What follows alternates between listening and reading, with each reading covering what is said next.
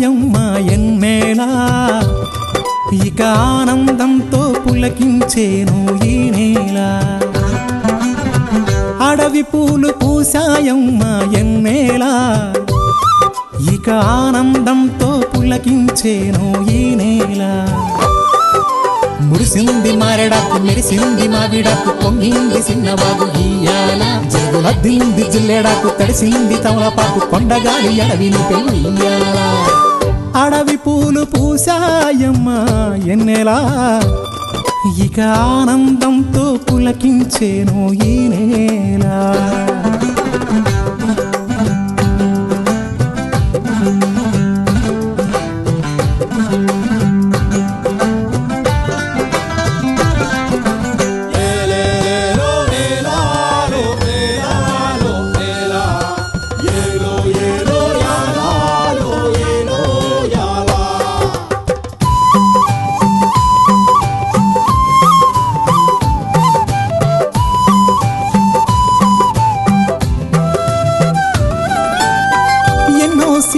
ఆశలున్నాయి ఎన్నో ఊసులు పంచుకున్నాయి కలిసే తోడుగా బతికేలా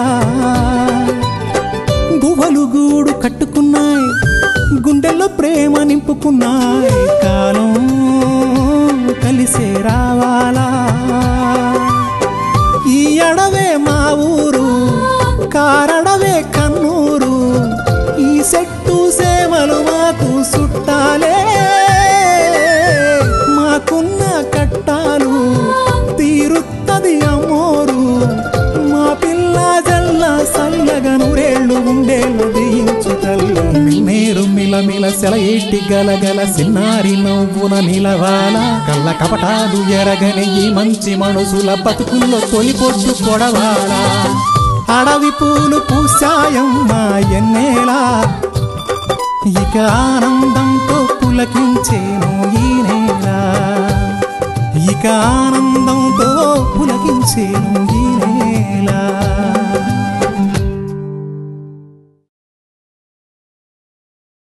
ఉత్తర దిశకి అధిపతి అందుకే ఈ ఎచ్చుడు ద్వారా ఆయన అనుమతి తీసుకుని వెళ్దాం సరేనా లచ్చన్న యక్షుడు అనుమతి ఎందుకు 5 తలల శేషుడు పడగ ఇప్పి ఆయనకు గొడుగు పడతాడని అయ్యి చెప్పాడు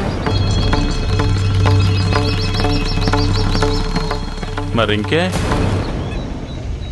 అటువంటి విగ్రహం చుట్టుపక్కల ఎక్కడైనా ఉందేమో ముగ్గురు 3 వైపులకు వెళ్ళి వెతుకుదాం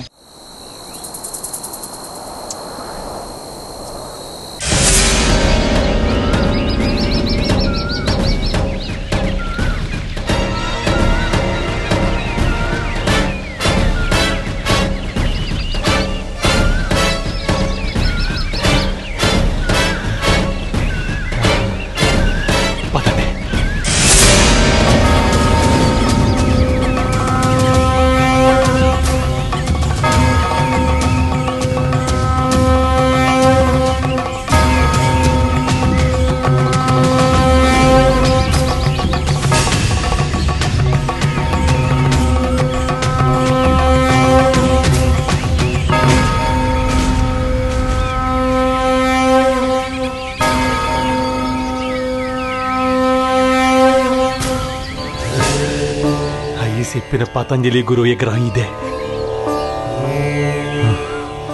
అవును నువ్వు చెప్పిన 5 తలల శిష్యుడు కూడా ఉన్నాడు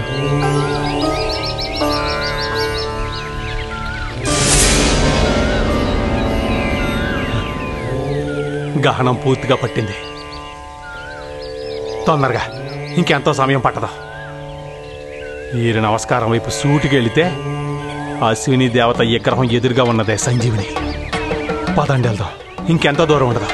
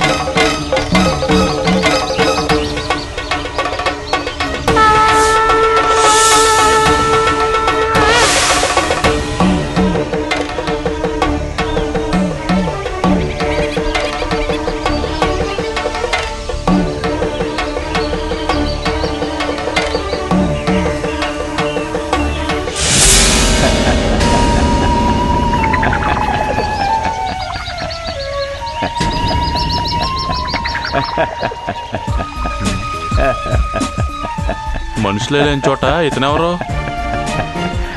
లచ్చన్న, ఈ పిచ్చోడు ఇక్కడికెలా వచ్చాడు? బండా, ఇతను ఇంతకు ముందే మీ ఇద్దరికి తెలుసా? మీరు రండి చెప్తాను.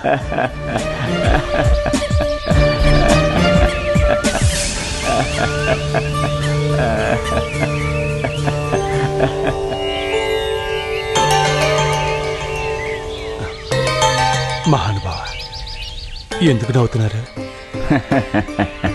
నవ్వక ఏం చేయమంటావు?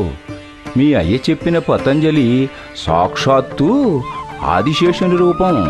అంటే సగం దేహం సర్పంగాను, మిగతా సగం దేవతగాను దర్శనమిచ్చే ఆ రూపాన్ని వదిలి మిమ్మల్ని తప్పుదోవ పట్టించే ఆ విగ్రహాన్ని చూసి, దారి తప్పుతున్న మీ అవివేకాన్ని చూసి నవ్వుకుంటున్నాను.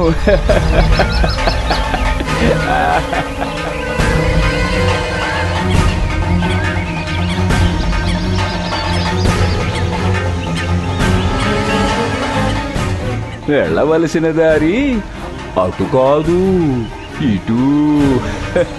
కష్ట సమయంలో నీకు సహాయపడటానికి ఎవరో ఒకరు ఏదో రూపంలో నీకు కనిపిస్తారు. వారు చెప్పినట్టు చెయ్యి. మహానుభావ, లోక కళ్యాణం కోసం చేసే పనికి సకల దేవతలు, సత్పురుషులు సహాయపడతారంటే ఏమో అనుకున్నాను. అది నిజమని నిరూపించారు. ధన్యోస్మి. వెళ్దాం పద.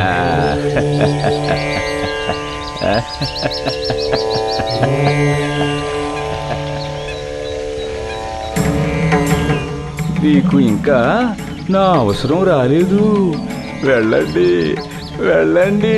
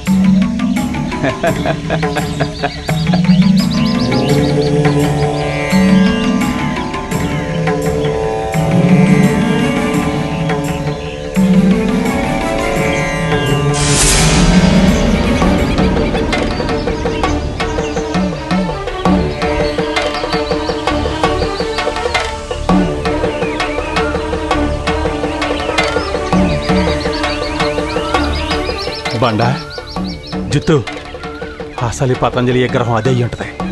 పదండి, త్వరగండి.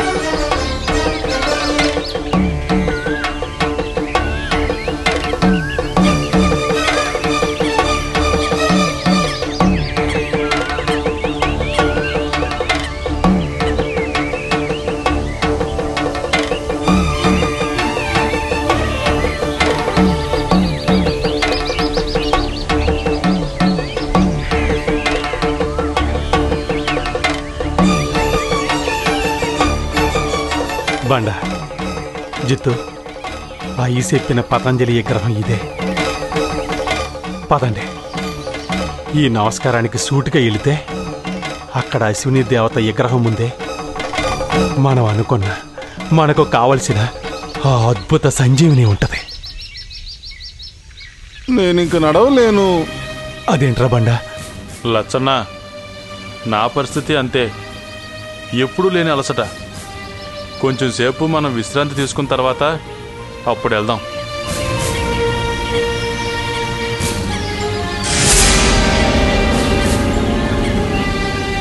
బండా, జిత్తు, గానం ఇడుతుంది. తొందరగా వెళ్ళి మనం ఆ సంజీవిని సేజిక్కించుకోవాలి.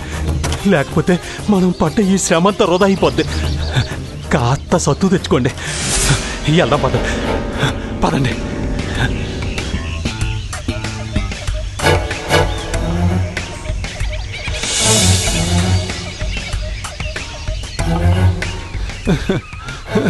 లచ్చన్న, ఆకలి. చాలా నీరసంగా ఉంది. లచ్చన్న, నా పరిస్థితి అలాగే ఉంది. భగవంతుడా, ఏంటి పరీక్ష? సంజీవునికి దగ్గరగా ఉన్నా ఆకలి దప్పులా.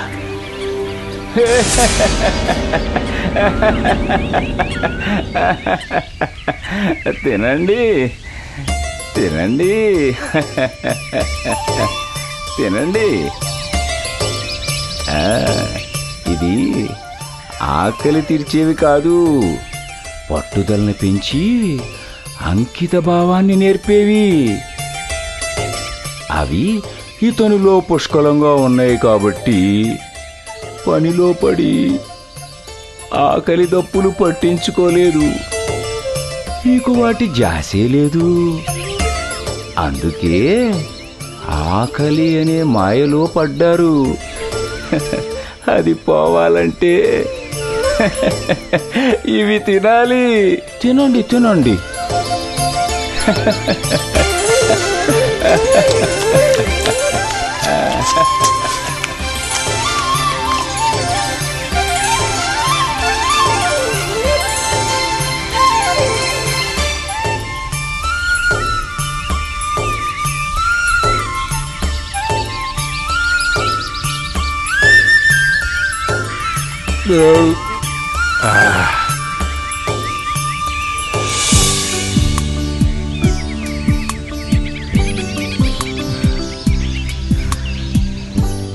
మహానుభావ, నన్ను క్షమించండి. మీరెవరో తెలియక. నన్ను కూడా క్షమించండి.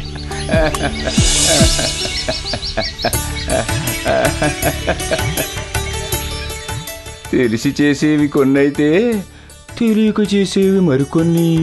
కానీ మీరు తెలిసి తెలియని పనులు చేశారు. అయినా నేటితో మీ తప్పులన్నీ క్షమించేశాను. వెళ్ళండి వెళ్ళండి.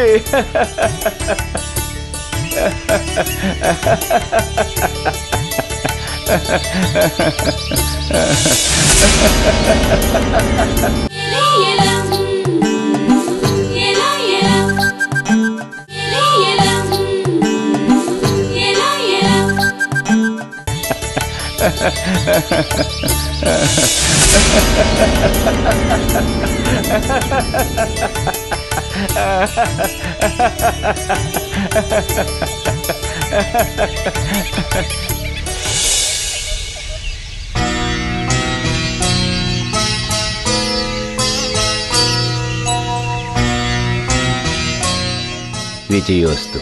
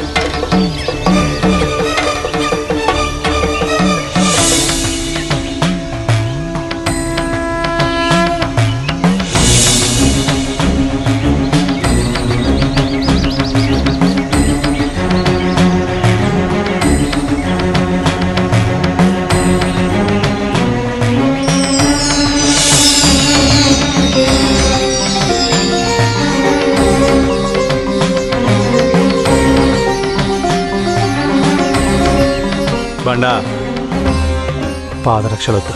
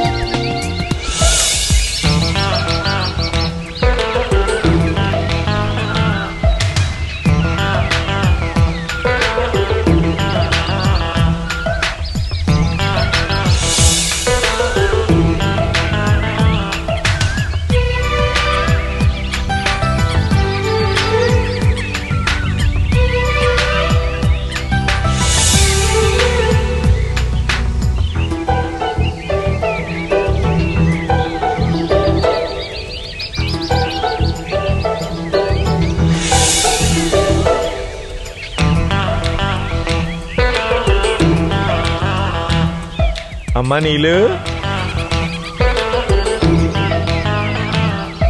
అమ్మా నీలు, అమ్మా నీలు. బాబాయ్ నువ్వా? ఎంతసేపు అయింది వచ్చి? చాలా సేపు అయిందమ్మా. ఇంకా కొంచెం సేపు ఉండుంటే నీ చుట్టూ పొట్టలు ఎక్కువైపోయింది. పో బాబాయ్. అది సరే కానీ ఏంటమ్మా పరధ్యానం? ఏం లేదు బాబాయ్. నువ్వు చెప్పకపోయినా నాకు తెలుసమ్మా, కిట్టబాబు కోసం ఆలోచిస్తున్నావు కదా. అవును బాబాయ్. పిచ్చి తల్లి, నాకు తెలుసమ్మా. కిట్టబాబుతో మను కాకుండానే నువ్వెన్నో కట్టాలు పడ్డావు తల్లి. ఇప్పుడు ఆ అమ్మ తల్లి నిన్ను చల్లగా చూసింది. అందుకే నీ కట్టాలు గట్టెక్కి, నీ కడవల కండీళ్ళు కడదేరే. అదంతా ఆ అమ్మదయ్యా, నీలాంటి పెద్దల ఆశీస్సులు బాబాయ్. చూడమ్మా, నాకు నువ్వొకటి, నా కూతురు కమలి ఒకటి కాదు. అందుకే చెబుతున్నా, కిట్టబాబు చాలా మంచోడు. కానీ ఎప్పుడైనా తండ్రి యొక్క నైజం వల్ల నీతో కటువుగా ప్రవర్తించినా నువ్వు ఇంతే శాంతంగా, ఇంతే ప్రేమతో కిట్టబాబు మనసుని గెలుచుకోవాలి. అంతేకాదమ్మా, నీ మామ ఆ రౌండర్తో కూడా మంచిగా నడుచుకోవాలి. అతను ఏం చెప్పినా తల వంచుకొని చెయ్యాలి. ఎందుకంటే నువ్వు ఆ ఇంటి కోడలవమ్మా. ఎప్పుడూ పెద్దలను ఎదిరించు. నీ భర్తపై అనురాగాన్ని రోజు రోజుకు పెంచుకుంటూ వెళ్ళు. అంతేకాని అతను ఏ క్షణంలో కూడా అలుసు చేసో సులకన చేసో ఎప్పుడూ మాట్లాడకు. అర్థమైందా తల్లి? అలాగే బాబాయ్. ఇంతగా చెప్తున్నానని మరో రకంగా అనుకోకమ్మా. ఏదో పెద్దవాడిగా చెప్పాలనుకున్నాను, చెప్పాను. అంతేనమ్మా. అంత మాట అనగు బాబాయ్. నాకు తల్లి తండ్రి ఇద్దరూ లేరు. ఒకవేళ వాళ్ళున్నా కూతురికి మెట్టని ఇంట్లో ఎలా ఉండాలో ఎంత ఇదిగా చెప్పేవాళ్ళు కాదేమో బాబాయ్.